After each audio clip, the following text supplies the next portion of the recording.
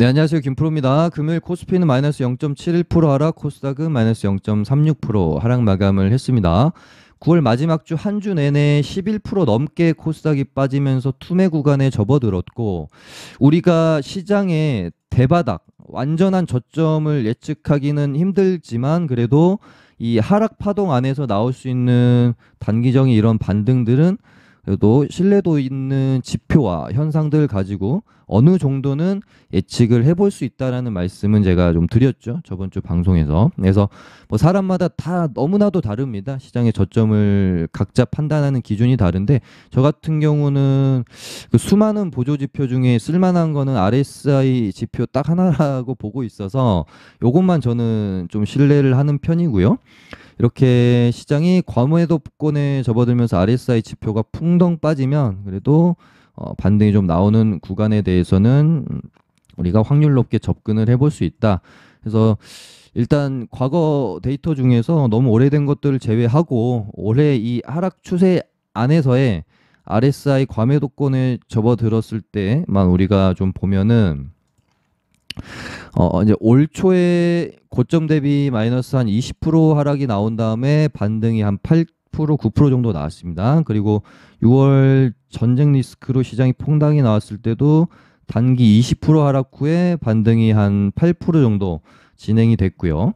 이번 하락 파동의 고점을 어디서부터 시작하느냐에 따라 좀 달라지긴 할 것 같아요. 여기서부터 고점을 따지게 되면은 20% 하락 파동이 일단은 나왔습니다. 앞선 이 하락 파동과 동일한 길이의 하락 파동이 한번 나온 거죠. 그러면서 RSI 웅덩이에 빠져 있는 상황이고, 근데 이 고점을 여기가 아니라 여기 800포인트 본격적으로 하락이 시작된 여기로 잡으면은 지금 한 17%가량 하락이 나왔기 때문에 한 개 정도 캔들에 더 투매까지는 지금 염두를 좀 해줘야겠다라는 생각이 들어요. 기술적으로만 봤을 때. 그래서 혹시라도 월요일 날이든 화요일 지금 내일이 화요일이죠. 화요일이든 수요일이든 하루 이틀 정도만 만약에 추가 조정이 나온다 그러면은 굉장히 저는 높게 그 다음 뭐 수요일이든 목요일이든 반등이 좀 세게 나올 수 있다라고 일단은 기술적으로는 그렇게 보고 있고요.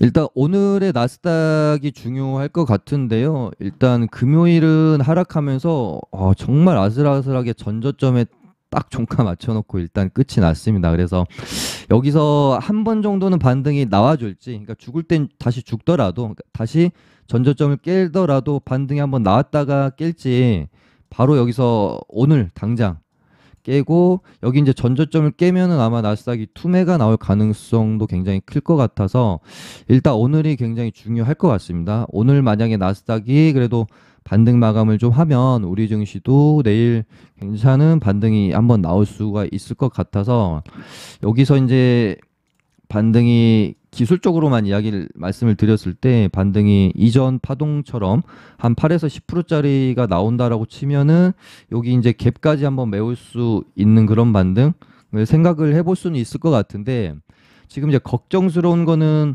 앞선 이 하락 파동 후에 반등이 나올 때랑 지금 상황이 어떻게 보면 가장 최악이 아닌가 그런 생각이 들어요. 요때는 그래도 투심이 좀 살아 있을 때이기 때문에 반등이 나올 수 있는 반발 매수세에 대한 여력이 있었다라고 보여지고 이때는 뭐 빠진 만큼 전쟁 종료에 대한 기대감이 있으니까 반등을 시킬 수 있는 시장의 모멘텀이 분명했죠.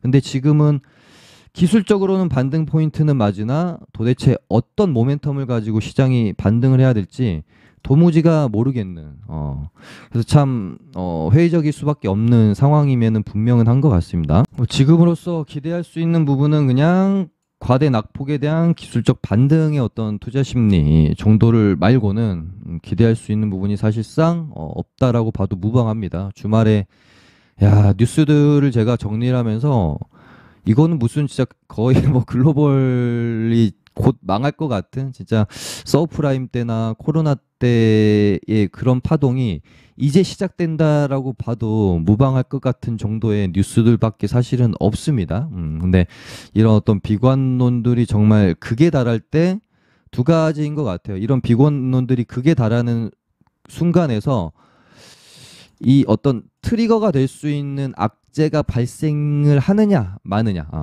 이런 그러니까 이런 어떤 비관론들이 팽배해지면서 시장이 빠질 만큼 빠진 상황이잖아요 지금. 근데 여기서 뭐 지금 나오고 있는 부분들이 영국발 뭐 금융위기랄지 지금 뭐 크레딧 스위스 파산 찌라시도 막 돌더라고요. 이런 어떤 그러니까 뭐 다른 어떤 신흥국의 디폴트랄지 이런 트리거가 될 수 있는 문제들이 발생을 실제로 하느냐 못하느냐에 따라서 시장이 여기서 빠질 만큼 빠졌기 때문에 저점을 잡고 돌아 나가느냐 아니면 한두 번 정도의 더 투매로 이어지느냐 아마 그런 부분이 될 것 같은데 일단 뭐 그 리스크들이 당장 내일 모레 다음 주에 터질 거는 아니라고 저는 보기 때문에 혹시라도 이번 하락에 대한 반발 반등이 좀 나오면 요때 진짜 목숨 걸고 종목 들 좀 이렇게 대응 잘 하고 현금화 시켜놓고 그 다음 파동을 좀 지켜봐야 되지 않겠느냐 하는 생각이 듭니다. 뭐 뉴스들 살펴보면은 뭐 마이클 버리 빅쇼트 주인공이죠. 그 서프라임 때보다 더 심각한 위기가 찾아올 수 있다. 2008년이 차라리 낫다. 외환위기 이후에 지금 6개월 연속 무역 적자는 외환위기 이후 처음이라고 해요. 25년 만에. 우리나라 상황도 좋지 않고 IMF 때보다 전망이 안 좋다. 반도체 불황. 거기다가 최근에 이제 부동산 위기까지도 좀 대두가 많이 되고 있잖아요. 우리나라뿐만 아니라 뭐 영국 비롯해서 뭐 중국, 홍콩도 뭐 이제 부동산 위기에 대해서 계속 좀 대두되고 있는 상황이고요. 쌓이는 미분양. 근데 우리나라는 진짜 만약에 뭔가 어떤 그 우리나라의 경제를 정말 급격하게 위기에 빠뜨릴 수 있는 트리거가 어디서 나올까 생각해 보면 아마도 부동산 부채지 않을까 저도 생각을 하고 있어서 굉장히 주의 깊게 좀 보고 있는 부분이고요. 영국발 금융위기 뭐 계속해서 이야기 나오고 있죠. 거기다가 지금 뭐 러시아 그러니까 지금 시장을 좀 반등시킬 수 있는 모멘텀이 뭐가 있을까 생각해 봤을 때 진짜 유일한 거 하나가 전쟁의 어떤 그 뭐 종료 혹은 휴전에 대한 뭐 기대감인 것 같은데 이거는 지금 뭐 핵무기 사용하냐 뭐 휴전되냐 이 어떤 너무 극단적인 반대적인 상황을 놓고 저울질이 좀 되고 있는 상황인데 러시아가 우크라이나 점령지를 병합 선포하긴 했는데 하루 만에 뭐 우크라가 다시 점령지를 탈환을 했죠. 그래서 체면이 완전히 구겨진 푸틴이 지금 거의 벼랑 끝까지 몰려 있고 이런 상황에서 핵을 사용을 하느냐 아니면은 굽히고 뭐 휴전이나 이런 쪽으로 좀 들어가느냐 아니면은 지금까지는 어떤 무력 충돌에 의한 전쟁의 어떤 지속이었다라고 하면 앞으로는 뭔가 정치적 전쟁의 양상으로 좀 바뀌느냐 이런 부분들을 좀 주시할 필요가 있는 것 같습니다. 그 다음에 시장의 바닥을 좀 예측해보는 방법 중에 하나가 개인의 어떤 수급 형태라고 생각을 해요. 그래서 제가 좀 많이 보는 게 일단은 신용 잔고 추이입니다. 그래서 한 17조까지 일단 감소가 좀 됐어요. 9월 중순부터 해가지고 2조 정도가 급격하게 줄었고 6월달 저점 여기 만들 때가 신용잔고가 17조 정도였던 걸로 제가 이제 기억을 하고 있습니다. 그래서 여기서 만약에 하루 이틀 하락이 더 시장이 나오게 되면은 뭐 한 16조까지 떨어질 수도 있겠죠. 이 정도면은 보통은 신용 잔고 추이 자체로만 보면은 어느 정도는 단기 반등 나올 수 있는 바닥 국면에는 진입했다라고 볼 수 있을 것 같고요. 그다음 이제 좀 더 중요한 형태가 시장이 이제 투매가 나올 때 그 부분을 개인들이 계속해서 매수로 받아낸다. 그러면은 바닥이 아직은 좀 멀었구나라고 생각을 하시면 보통 맞고 이렇게 이제 시장이 하락하는 국면에서 개인들이 버티고 버티다가 결국 이제 레버리지 물량을 쏟아내면서 장중에 보면은 약간 개인이 매도 물량 계속 늘어나고 종목들이 약간 투매 형식으로 하락하는데 그거를 외국인과 기관이 계속 받아내는 수급의 형태를 띠면 단기적으로는 언저리에서 바닥이 좀 나오면서 반등이 가능한 국면인 경우도 굉장히 많은데 저번 주 목요일 금요일 날 약간 이제 그런 모습은 보였던 것 같아요. 근데 진짜 지금 뭐 개인들이 막 겁에 질려서 공포에 질려서 물량을 막 진짜 내놓는다라는 느낌까지는 들지는 않아요. 목요일 날은 살짝 그렇긴 했는데 여기서 만약에 진짜 한 번 정도 더 빼면은 이때는 굉장히 좀 개인들의 매도 물량이 좀 많이 나올 거는 같습니다. 근데 한 번 더 안 빼고 그냥 여기서 일단 반등이 좀 시켜줬으면 좋겠는데. 아무튼 오늘은 뭐 이제 내일 우리 증시의 운명은 나스닥에 달려 있겠죠? 좀 많이 다행히 그래도 회복을 했네요.